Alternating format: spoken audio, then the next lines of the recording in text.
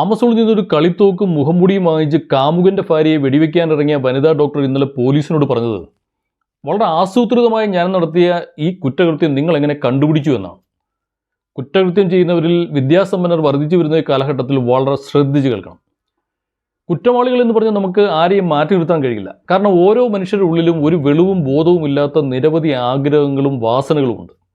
ആസൂത്രിതമായി, അതായത് പ്ലാൻ ചെയ്ത് നമ്മൾ ഒറ്റയ്ക്കോ കൂട്ടായോ നടത്തുന്ന ഓരോ കുറ്റകൃത്യവും അത് വലുതായാലും ചെറുതായാലും നമുക്ക് ഒരിക്കലും മറച്ചു വെക്കാൻ കഴിയില്ല. ഫോറൻസിക് സയൻസിൽ വളരെ അംഗീകരിച്ച ലോക്കാർഡ് തിയറി പറയുന്നത് every contact leaves A trace എന്നാണ്. അതായത് ഓരോ ബന്ധവും സമ്പർക്കവും വലുതും ചെറുതുമായ നിരവധി അടയാളങ്ങൾ അവശേഷിപ്പിക്കുമെന്നാണ്. അങ്ങനെ ഒരു കുറ്റകൃത്യത്തിന് ആവശ്യമായ അനേകം പ്രവൃത്തികൾ അവശേഷിപ്പിക്കുന്ന ഏതെങ്കിലും ഒരു അടയാളം മതി വളരെ എളുപ്പത്തിൽ നിങ്ങൾ പിടിക്കപ്പെടാം. രണ്ടാമത്തെ തിയറി പറയുന്നത് to hide a lie 1000 lies are needed എന്നാണ്. ഒരു കള്ളം ഒളിപ്പിച്ച് വെക്കാൻ നമ്മൾക്ക് 1000 കള്ളം പറയേണ്ടി വരുമെന്നാണ്.